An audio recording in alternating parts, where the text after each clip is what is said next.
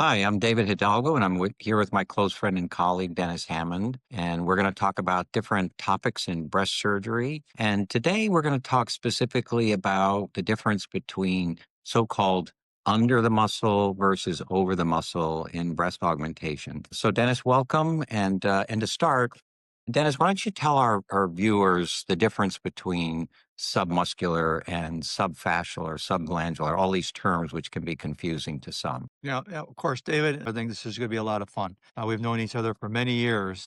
We've had a lot of good experiences together. And you're exactly right. The object of this podcast, where you should put the implant, whether it should be on top of the muscle or under the muscle. It relates to the old days when they first started to do this operation. I mean, back in the 70s, they put it under the muscle to try to protect the implant from the breast. And that is a strategy that persisted well into the 2000s, as you know. There are some ways we manipulated that. We released the muscle a little bit so it wasn't quite as tight. But the standard of care has been for many years is to go under the muscle. Not to say there weren't problems with that. When a patient flexes her muscles, for some people, not everybody, but some people can have a tremendous degree of movement in an unnatural way when the implant's under the muscle. Over the years now, particularly I'd say the last 5 to 8 years, we have better implants. They're manufactured to a little bit more of stricter standardization. So now putting the implant on top of the muscle is not the same negative it was back in 1960. And as it turns out, you can go on top of the muscle with these new modern implants without too much trouble. And you can avoid some of those problems we've seen with under the muscle. So, Dennis, it seems like it's come about because of the new Motiva implants that are the current rage and everybody's talking about, because they're supposed to have a lower incidence of capsular contracture. And as you were alluding to, under the muscle gives us protection against capsular, the hardening, the scar tissue formation around the implants. And presumably, these new Motiva implants, you can put them over the muscle because we don't need that protective effect with the muscle. But what do you think about that? And I know you're also using the traditional Allergan and other smooth walled implants. Tell me a little bit about your philosophy with what type of implants over the muscle. What was the main drawback of going on top of the muscle was the incidence of that scar tissue forming and making the implant look funny and perhaps be associated with pain.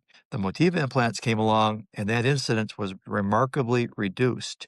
And that's now opened up that as a accepted technique now for the use of any implant. So, Dennis, let's talk about who's a candidate for over the muscle because I know we both agree not everybody is, and it depends on anatomy. And so, what are your criteria for patients who you think are good candidates for over the muscle? Yeah, that's exactly right. And you know what that speaks to is not just the capsular contracture thing, but if you're over the muscle, if the soft tissue of the chest wall is so thin that you can see the shadow of that implant, particularly here, probably not a good choice to put the implant on top of the muscle because then you can see the implant. Not too many patients are excited about that.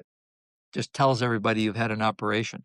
They'd like that to be a little bit more subtle. So if you've got what we call a pinch thickness, when you squeeze that tissue in the top part of the breast, historically that's been a 2 centimeter recommendation. If you've got 2 centimeters of soft tissue pinch, you could go above the muscle without any trouble. And Dennis, let's talk about volume a little bit because obviously smaller implants are more amenable to this, and you don't have that transition issue in the upper pole, as we call it, of the breast. So, do you have a cutoff volume wise in terms of patients when you think, well, she wants too big an implant, I can't put this above the muscle? Yeah, and you're exactly right. The bigger you go, the more distorted that upper pole becomes, not only with regards to maybe a palpable or a visible little crease, but even just bulging in the upper part. That's not natural. That's not the way a normal breast looks. If you're trying to create just more of a natural kind of a look, what you're looking at more than anything is a base diameter of the patient's existing breast.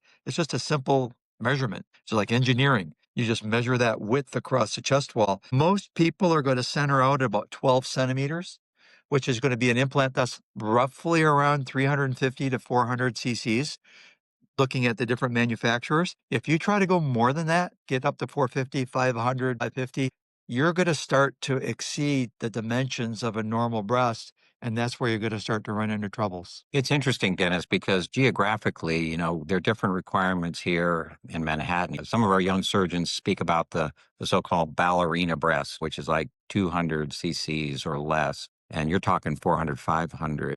But I mean, strictly speaking, anatomy is anatomy. And to me, I think when you get over 250 cc's over the muscle, I think it's more of an issue. But would you agree with that? Or do you have a higher limit? Or do your patients anatomically, do they have more tissue thickness where it's not as much a concern? David, I think you're exactly right. There are some regional differences. Like you're in New York City, probably going to have a little bit more of a cosmopolitan group. Not to say we don't have those kinds of people here in Grand Rapids, Michigan, but we might have some people that are a little bit heavier, like in some parts of the country. Miami, probably going to be a very fit patient population. Los Angeles, very fit patient population. So I think demands for volume are going to be a little different regionally. In New York City, I think you're completely blessed. If everybody walked through the door wanting a 150 cc implant, my life would be so easy. Yeah. You would hardly ever have any problem. But when you get up north of 325, 350 cc's, that's when you can start to see not just breast rejuvenation, but breast deformation because the implant's so big. And you should do that advisedly. Right. So, Dennis, what about this concept in a very thin patient? And as you know, with all the direct manufacturer to patient marketing, patients come in asking for Motiva implants above the muscle. So, if you have a really thin person who is insistent on this, and you say, "Okay, what do you think about fat grafts to kind of contour and fill in that transition?" Do you believe in that? Do you think it works? What's your thought on that? Yeah, and I think I can comment on that somewhat intelligently because I've been fat grafting for quite a while. When it first was developed, I started to use it a lot for my breast reconstruction patients. And those are difficult patients because they've had a mastectomy. So you don't have 2 centimeters of pinch thickness here. You maybe have one or less. So the ability to take fat, just do liposuction on somebody and inject it into the soft tissues to soften these contours, it does actually work. It does what it's supposed to do, is to create a little bit of a contour there. So it wasn't too long before we gained the confidence in that to go ahead and do that aesthetically as well. So if you've got a very thin patient like you're describing, if you can add a little bit of fat grafting around the peripheral margin, you can do what the so-called hybrid breast augmentation. So a small implant, like you're talking about, 190 cc's, 210 cc's, coupled with some fat grafting around the peripheral margin, that is a good combination, I think. I don't do it often. Sometimes people don't want to pay the extra for the fat grafting, but I do believe it's a good combination. Well, it's very appealing on many levels using the person's natural tissue. My experience hasn't been as good as yours because you have very, very thin patients. It's hard to get what we call donor sites that have places where we harvest the fat, have enough fat. And I've seen cases from elsewhere that have had little divots and defects from trying to harvest fat. So I think number one, in a thin patient, the type I see most for breast augmentation, it's hard to find enough fat. And secondly, the retention, how much fat do you lose? I used to say, well, I might retain 40%, but something about the breast area, in my experience, I don't think the fat takes as well as it does, for example, in the face, in the lateral cheek. It seems to do really well. So I think fat grafts are kind of body area specific in terms of how much they take. But again, in a thin patient, it's difficult to find enough fat. So I'm not a huge fan. Yeah, I would comment we're the same experience. The very patient that's so thin that you're worried about this margin also doesn't have any fat anywhere. Yeah, there's a fair bit of that fat that's transferred that is absorbed. It doesn't survive. Now, fortunately, it doesn't tend to create very many lumps or bumps or problems like that, but it does go away. I've had some people survive really well, but the majority, I think, are, as you said, a distressing amount does go away. Yeah. So it's not the panacea that a lot of people present it as. Yeah. And Dennis, in those patients, like I just described, I tell them, look, we got to do it under the muscle because we're not going to have those issues. And they're amenable to it once you explain it to them. But Dennis, now this new thing about off the shelf fat, have you used that? Are you familiar with that? Yeah, I was around and aware of that work before it ever became clinically available. I watched it develop, and it's yet to achieve its fullest extent. I don't think that that's something that's ready for mass production just yet. Yeah, people do use it in the face, like you said, as a filler, but as something that can be used where you're really concerned with volume, like in the breast, I don't think it's ready. Yeah, I agree, and it's being pushed very hard by the manufacturers, but it's super expensive.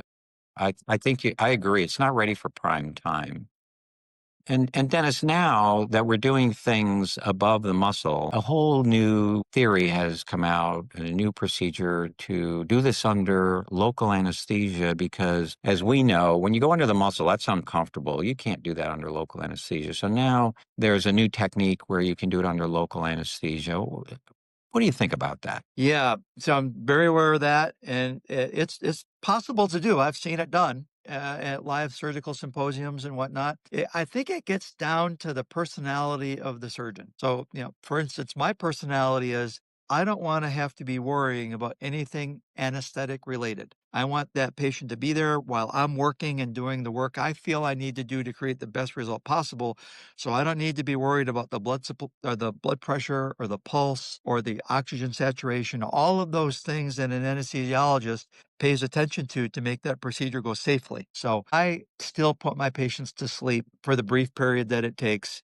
And to have another set of eyes and ears in there looking at safety, I think is a good thing. Yeah, I agree. And as you know, breast augmentation is conceptually simple, but there are a lot of nuances. For example, you have to sit the patient upright completely while they're asleep to see what you have. You just can't do this with them lying down or supine, as we call it. And if you have somebody who's, lightly anesthetized or not at all, I just don't see how you can do the patient the best service in terms of giving them a great result. So, I think we're both not fans of that, but it's being pushed pretty hard. It's a great marketing ploy. Who doesn't want to have their surgery done without anesthesia? So I think it's very limited in terms of the consistency of your results, but it's getting more and more popular. And we have colleagues who market themselves that way. So I think we're going to see it more and more. But for me, I'm not a buyer on that, and I wouldn't do that. Yeah, I'd love to comment because I'm so glad to hear you say that because the issue of sitting someone up during surgery is still a bit controversial for some people. They just want to do as many augs in a day as they can, and they don't want to take the time that it takes to sit somebody up in order to look to make sure you've got the result that you want. And I know you're extremely careful in particular, which is why your results are so fabulous. I mean, that requires effort and a lot of people aren't willing to make that effort, or they've been told you don't have to do that. And I don't agree. I think that sitting your patient up to look to make certain that you've got the result you want, that there's not a little area that needs a little bit more dissection, is worth the effort. And that, again, that's hard to do if the patient's not asleep. Yeah, there's a trend to kind of dumb down this operation. And as you know, manufacturers are promoting these super tiny incisions and putting a device in there that blows up like a balloon to create the space. And then you just squeeze the implant in there and everything's perfect. And I would advise our viewers to be a little skeptical of these things. They haven't withstood the test of time. I've seen patients who have had to be redone and have even worse problems than what they started with to fix these things. So you have to be a little bit skeptical, take it with a grain of salt, and don't be the first one on your block to get it done that way. Yep. Yeah, we're not alone. I mean, around the world, there are people that have seen that. It's interesting. Always we're interested in new things, but it would be good to have some data behind what's going on there for sure. And I think there's a truism when it comes to this operation. Your first chance is your best chance to get a good result. If you end up having to chase complications down the road, that's where it can get to be a little bit difficult. Yeah, well said. And we are open to new ideas. Nobody wants to keep doing something the same way as we've done it forever, but we have to try it out in a thoughtful manner and incrementally, and see if it's really worth all the hype before we publicize it and get 1,000 surgeons doing it. And it's not a good procedure. I mean, we've seen that with other things in the past that haven't panned out. But Dennis, maybe to wrap up, let's talk about a nuance. The difference between subglandular and subfascial, because our viewers hear these terms and they don't know what the difference is. Tell us about that a little bit. Well, it's not just not the viewer. Sometimes surgeons are not clear what the difference is. Right. And so on the muscle, there's a covering, what's called a fascial covering or a membrane that surrounds the muscle that gives it strength and stability. And you can actually separate that membrane away from the muscle. The other way to do it is to go on top of that membrane and separate the space between that membrane and the breast. Now, of the two, the looser space is the top one, the one between the membrane and the breast. The membrane between the fascia and the muscle can actually be a little bit tight, so that when you try to squeeze a breast implant in there, it kind of squeezes on a little bit. And if you're completely under that membrane, that fascia, you could have your breast implant here, and then the breast could actually fall off the front of it a little bit because it's not filling it out. A completely subfascial dissection. I put my implant in and it was pinched. The breast was falling off the front. I had to actually go back and make a checkerboard incision through the fascia to allow it to kind of pop open. Yeah. So for me, I'm subglandular. That's kind of the experience that's guided me. I think that's a really key point, Dennis, and I'm kind of evolving to that myself. And furthermore, what I've seen with implants like Motiva is that they're more adhesive in the pocket. They don't just drop to the bottom of the pocket. So if you combine that subfascial issue that you just talked about, and you've got an implant that's kind of sticky in the pocket, you can end up with that exact situation that you described where the implant's up high and the breast drops off. I've had a case like that myself that I had to go back and correct. Yeah, So these are new problems that we're discovering as we're changing our technique and technology. that's exactly right. That's why we're waiting on data. Exactly. Dennis, any other comments on the topic, over the muscle versus under the muscle? We've been at this a long time, David. When we kind of lived through the era of breast augmentation just in our own careers. We saw the totally submuscular pocket from the 70s to the partial submuscular pocket of the 80s and the 90s. And now we're going back on top of the muscle. So it's interesting how it all comes full circle. They started above the muscle and now we're there again. Yeah, that's exactly right. We'll see what the test of time will show. Dennis, thanks for your participation tonight. I think next time we'll take on something challenging like capsular contracture. Beautiful. Look forward to it.